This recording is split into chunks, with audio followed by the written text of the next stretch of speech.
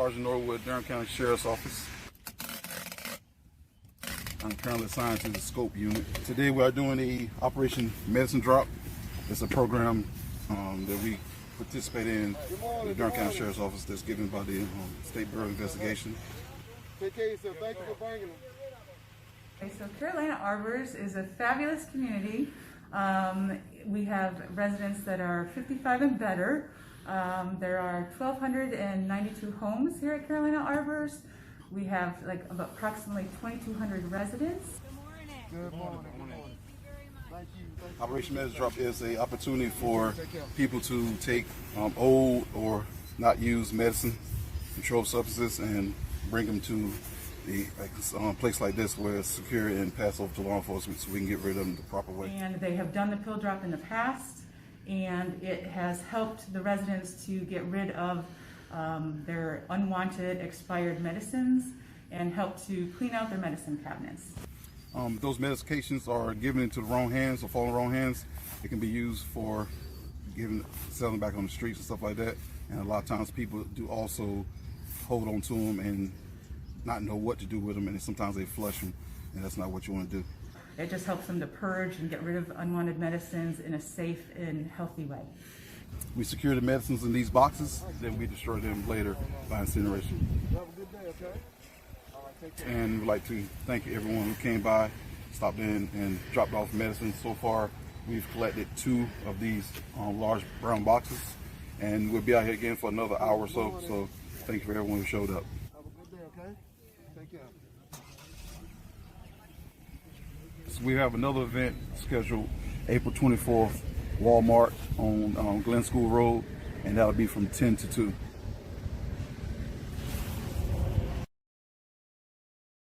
I trust the vaccines. I trust the scientists who have come up with a great formula to help defeat COVID-19. I'm very lucky because my wife and I were able to get the vaccine. If you have an opportunity to get the vaccine, please do it. Get in the game, get off the sidelines, and get vaccinated. And so it's important for us to take the torch, be the example, and make sure we're doing our part to protect our community. It's paramount that we all be vaccinated so we can protect each other, and especially our loved ones. I believe in the vaccine. I believe in our scientists. I believe in the medicine. I took it to protect others and hopefully live longer. We're going to get through this thing. We got to practice social distancing. We got to wear our masks. You have a spot, take your shot. You have a spot. Take your shot. You have a spot. Take your shot. You have a spot. Take your shot. Telemarketing fraud is a crime that affects millions of Americans every year. Telemarketing scammers will say anything to commit fraud, even if you're the one initiating the phone call. Hi, I see you're responding to our ad for a guaranteed line of credit. We believe that everyone deserves a loan. However, we do charge a small processing fee in order to get your application in the system. All I need is your bank's routing numbers. They're at the bottom of a check. I was thinking of starting a business, but I didn't have the startup cash. My credit isn't so hot, so I thought this would be a great way to get the money I needed. I didn't realize it was a scam. Now I know better. Hello? Mr. Johnson, we've got a credit card for you guaranteed. Look, I'm not interested. Don't call me again, or I'll report you to the FTC. Telemarketing scams usually start with a phone call, but they can also start with an online ad or a piece of mail. I clicked through an ad on the internet and filled out a form. It seemed legitimate. They called a few hours later and said people like me were making lots of money with just a small investment. They said it was easy to get started and their business experts were just a phone call away. I didn't know they were a fraud. I still get calls for bogus business opportunities. I must be on some sort of list. But now I know better. I understand you want to make money from home. I'm not interested. Goodbye. The Federal Trade Commission and your state attorney general are working hard to stop telemarketing fraud. You can help. Recognize, report, register. First, learn to recognize the signs of telemarketing fraud, like callers who ask for money first, or who want to know your bank account, credit card, or social security number. Scammers may even have your billing information before they call you. Often, they're trying to get you to say okay so they can claim you approved a charge. Second, if you have been scammed, or you think someone is trying to scam you, report it to the Federal Trade Commission. It's as easy as going to ftc.gov and clicking on the link on the right. It's more helpful to the FTC if you can give the name or phone number of the company that called you and the date they called. Third, join the millions of Americans who have registered their phone numbers on the National Do Not Call Registry. It's easy. You can register online at donotcall.gov. Be sure to complete the process by clicking the link in the confirmation email you receive. You can also call toll-free 1-888-382-1222 from the number you wish to register. And remember, although telemarketing scammers may seem friendly, they're anything but. They're trying to worm their way into your wallet. You can stop them by keeping your information to yourself, no matter how tempting the offer. Let's say goodbye to fraudulent telemarketers. Visit ftc.gov/phone fraud to learn more about how to recognize and report telemarketing fraud.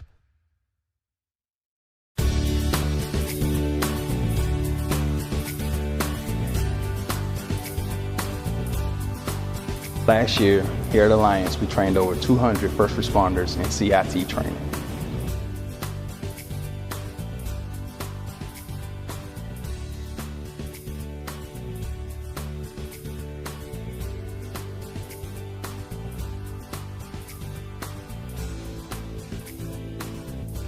Unfortunately, a lot of the individuals that we deal with on a daily basis suffer from either an addiction or mental illness. Having deputies and officers trained to understand those signs, to understand how to comfort those individuals and de-escalate whatever anxieties they're feeling is critical. Not every day a citizen is going to be having a good day. Sometimes they're going to be in crisis. And we want to teach them how to eradicate the stigma and be able to help people so that whatever situation they are placed in is not such a traumatizing event. It's being able to talk to them, try to empathize with them and relate to them at some point. Sometimes it's just a matter of being heard, to really know that we're not here against them, but we're here with them. So I work on patrol, and I know a lot of people think that, you work on patrol, the first thing you want to do is arrest somebody. But if I step back out of that, this person committed a crime type of mentality, then I go back into, okay, well, what's really going on here? Am I going to have to deal with this person again? Is this person going through something else? Are they having a crisis? Are they upset? Are they just having a bad day? Or is there a bigger issue that's going on? So being on patrol, sometimes I step out of myself and say, okay, how can I help you? What do you really need? And then maybe the best option is for them to go talk to somebody. Maybe they just need a hug that day. I have given out plenty of hugs, and it has come back to me that people say, oh, you know what, that day you talked to me and you gave me a hug and it really helped me. I took away from it was not only am I dealing with public or detainees, is what I've learned within myself. The instructors were wonderful. They kind of went into their backstories on what they've gone through. So it's not even just about the public or citizens, it's about us as officers, because we have to go through some of this stuff as well. So we're learning what we can do. And not only is there resources for the civilians, there's resources for us as officers. A lady was going through a crisis. She had on a robe, she had on shorts and bedroom shoes, and this is in the middle of the day at the bus stop, just walking around, and she was saying the most craziest stuff that a normal person wouldn't say, but you wouldn't realize unless you kind of like are attentive to that or what's going on, that she needed something else at that time. So that day she was kind of combative. She was running in front of a city bus. So to me, that's extreme. That's an emergency. She might try to kill herself. She can put other people in danger as well, because everybody was trying to stop to not hit her. Took her to the hospital that day, and I remember going to the hospital and talking to her about taking her shoes off, because the nursing staff needed her to take her shoes off, and she didn't want to do it. So I found a way to find something on her that she liked. I saw that she liked the color pink, and I'm like, hey, you like the color pink? Look at this bag. This bag is pink. Let's put your shoes in this bag because it's your favorite color. And I could see how the nursing staff was looking at me like, oh wow, she really knows how to talk to the lady. So fast forward, I seen that same lady that I helped that day like a couple of months later, and it was her birthday. She said, my birthday's coming up, and I just want to tell you thank you that you really helped me that day, which helps build a relationship with the community as well, because everybody out there saw that I helped her. So a lot of people come to me and say, oh, remember that day you helped that lady? So now they already know, okay, the officers are trained to deal with this kind of situation. So if I have to go through this situation, or somebody I love goes through this situation, then I know they will help me.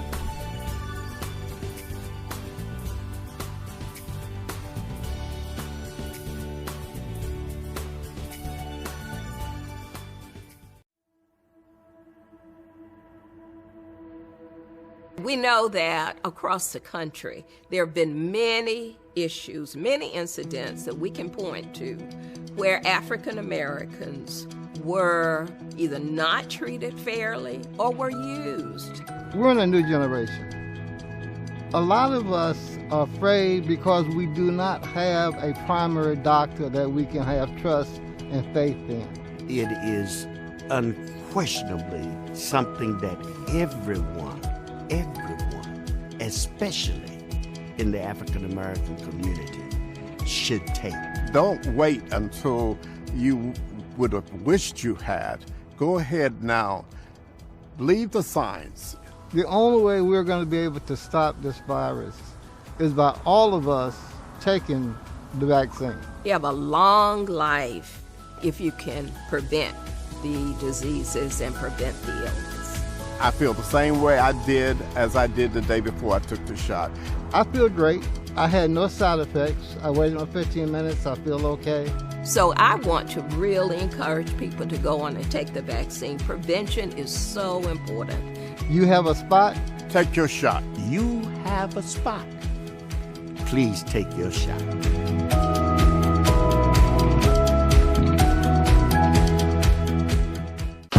When an emergency strikes in Durham County, will you know what to do? Receive critical, time-sensitive information straight to your device with Alert Durham. Alert Durham provides you with critical information quickly for incidents like severe weather, hazardous materials, evacuations, and more. You can even choose the type of alerts you want to receive and how you want to receive them. Just go to alertdurham.com to register quickly and easily. Stay alert, stay informed, stay safe with Alert Durham.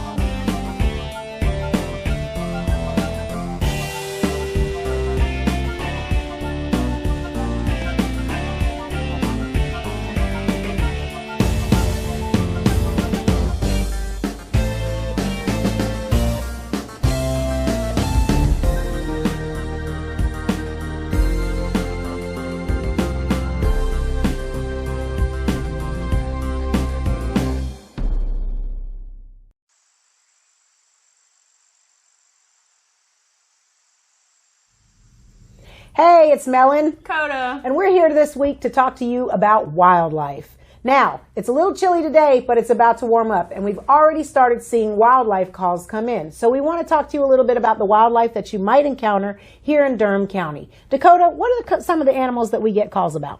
So some of the animals that we will frequently get calls about are raccoons, coyotes, foxes, groundhogs, opossums, and deer. And your favorite, skunk. Skunks as well, and also baby birds.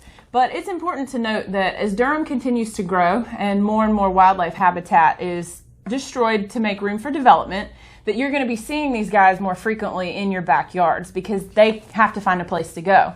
So we wanted to make sure today that we touch on the fact that just because you see some of these species in your backyard in the daytime doesn't necessarily mean that they have rabies. Now, if you do see an animal, a rabies vector such as a fox or a skunk in your backyard, and it's kind of wobbly or it appears injured, definitely give us a call about that. But if you just happen to see it walking through, you might just have a new neighbor. That's right. And so we want to make sure that you understand that seeing wildlife in itself is not a cause for concern. But sometimes you will see injured wildlife, and sometimes you will see baby wildlife that is separated from its mom. One of the things we're going to talk about is baby deer. People tend to find baby deer in their yard, in their garden, in their backyard. Mommy deer leave baby deer in a safe place or where they think is safe so they can go off and eat. So sometimes we see those baby deer and we automatically think they need our help. But what we should do is leave them alone, keep our pets indoors and stay away from them. At about sunset, it's usually right about the time it starts getting dark, the mommy deer will come back, she will make some noise, the baby will make some noise, and they'll be reunited. So please don't touch or bother the baby deer. Now, if it's there for overnight, then you should call us so we can check on it and make sure something may not have happened to mom. Another thing that we'll see are baby birds. Dakota, talk to them about baby birds. So baby birds go through a life stage in which they're called fledglings. And what this means is that they are now old enough to be out of the nest, but they haven't yet learned how to fly. So oftentimes you will see these baby birds on the ground. They might be gaping for food. They will have some feathers, but they're not fully feathered yet. And what that means is that they have fledged the nest. Mom and dad are nearby, still feeding them and still making sure that predators stay away. So if you see a baby bird on the ground, don't pick it up. Don't move it away. Just with the baby deer though, if you see it there 24 hours later, then that would be cause for concern and you can give us a call. So Melinda, with regards to what we do and don't do with wildlife, can you go over that a little bit for us? Sure. Now, we will always check on wildlife if you think it's injured or hurt, and then we'll determine whether or not we need to get that wildlife to either a rehabilitator or a wildlife veterinarian. Now, if wildlife gets into your house, in your living area, such as your kitchen, your living room, even a bedroom, we will absolutely come out and try to remove it for you. If it is a bat, we want to be concerned about rabies, so we will come out for that any time of the night. Now, we do not come out for animals that get into areas such as your attic or your roof. That's something that an exterminator or wildlife pest control agent would have to come out and do. We don't come out for snakes that are just hanging out in your yard, but if they get into your house and you know exactly where they are, we will come out and get them for you. Again, if wildlife appears to be injured or hurt, we will come and check on it. If not, we're going to say, leave it alone. Also, it's important to note that we do not trap wildlife. We do set traps for cats and dogs. However, wildlife is something that we will not trap. And if you guys ever need any further information, a really good resource is from the HSUS, and this guide right here can walk you through living in peace and harmony with wildlife. So check that out for sure if you want some more information. There's also ncwildlife.org, which is a website with great information about coexisting with wildlife as well. And if you need a trapper for wildlife, there is a trapping list by county. So just find Durham County and start making those calls. Those are the folks that can help you out with trapping wildlife. So we hope that this has been informative because you're definitely going to start to see wildlife as it warms up outside, and we want to make sure that everybody can coexist peacefully. All right, until next time, this is MelinKota signing out.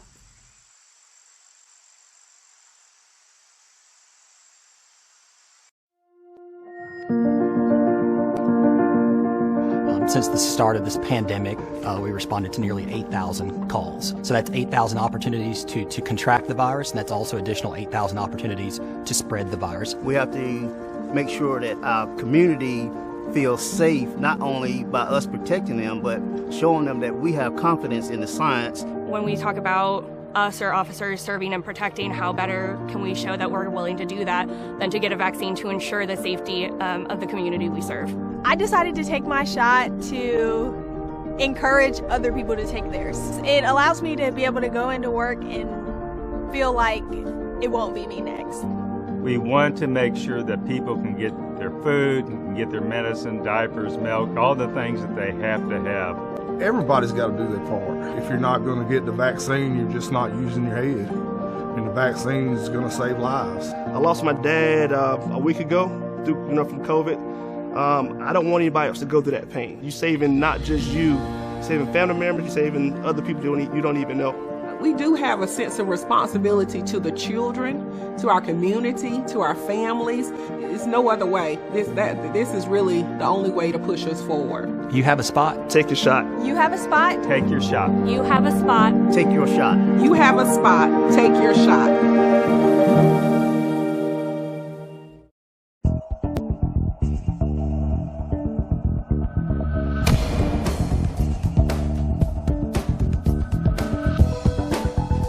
Operation Lifesaver's mission is to live up to its name. Since 1972, we've been the nonprofit rail safety education organization of people dedicated to eliminating death and injuries around railroad tracks and trains. All across our country for almost 4 decades, Operation Lifesaver's trained network of volunteer presenters are working proudly in communities like yours. Our safety message is delivered to thousands of people yearly, reminding them about the dangers always present near trains and train tracks, and offering them safe ways to navigate across highway rail intersections. Operation Lifesaver presenters have reached people all across the United States, from civic groups, town assemblies, trade shows, youth programs, community events and fairs, and many, many other groups where we live, work, and play. Our presenters have been spreading a rail safety message for the benefit of all of us. We've seen an 80% drop in vehicle train incidents since Operation Lifesaver began its work. But there are challenges on the horizon. There are more injuries and fatalities involving trespassers than vehicle-train collisions. Trespassers include both people walking on or near the tracks, as well as riding trains illegally. This becomes more crucial as train traffic in America is expected to nearly double by 2035. As the 21st century surges, rail travel is the fastest growth area in public transportation. Whether it's freight, passenger, or high-speed rail, the public will be experiencing more train traffic than ever before, and the safety challenges with that increase will require even greater public attention. Most of us don't realize that trains are wider and faster than they look, closer than they appear, and at 12 million pounds can take 18 football fields to come to a stop. That's a mile or more, and today's high-tech distractions wreak havoc in train incidents. Over 140,000 miles of crisscrossing track is traversed daily by texting teens, MP3 pedestrians, mobile technology drivers, and smartphone commuters. Modern life picks up the pace for all drivers, no matter whether they're beginning or experienced. Professional truck drivers or school bus drivers, EMS responders or law enforcement officers. And pedestrians trespassing on the tracks may think they've found a shortcut to their destination, but what they're more likely to find is disaster. The risks are all too real, and the success of our mission is up to each of us. Operation Lifesaver's presenters are personally dedicated to getting the safety message out across all 50 states. The difference starts with you.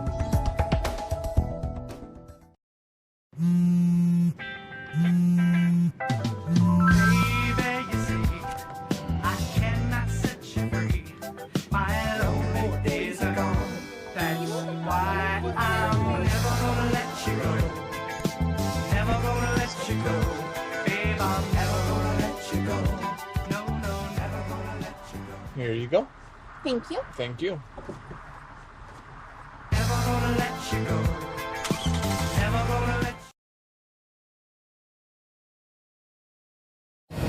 What we're doing today is doing a controlled burn on narcotics that we've been authorized to destroy by the court system. And what we're doing this through is what we call a drug terminator. These are bricks of marijuana. We have bricks of heroin as well, and cocaine. So, like I say, we're in the process of destroying those. What we have to do is basically put them inside a paper bag. And we'll close them up. And we'll drop them inside this container.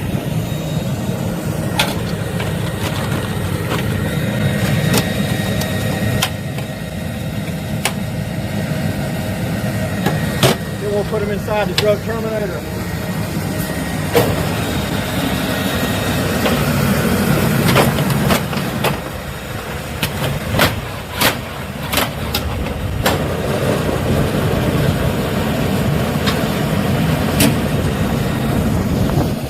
Basically the process. This thing will burn couple of thousand degrees, so it's burning everything. We drop fuels in, like cocaine, heroin, a lot of marijuana, and that's the process.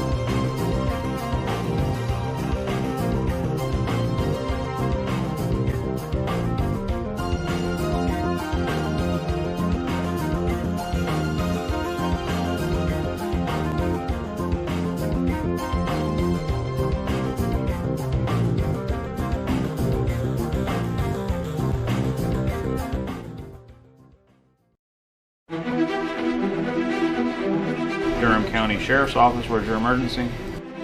Okay, we'll get deputies on the way.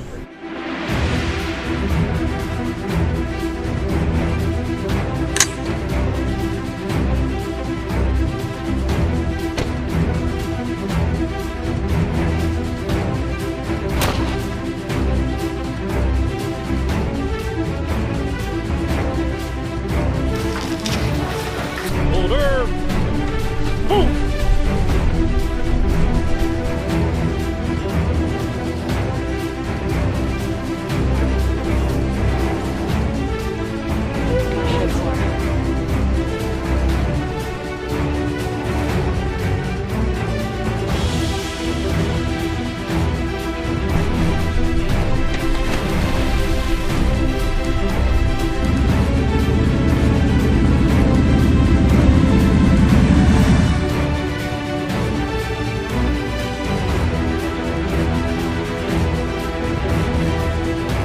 Y'all doing this morning? Come on through.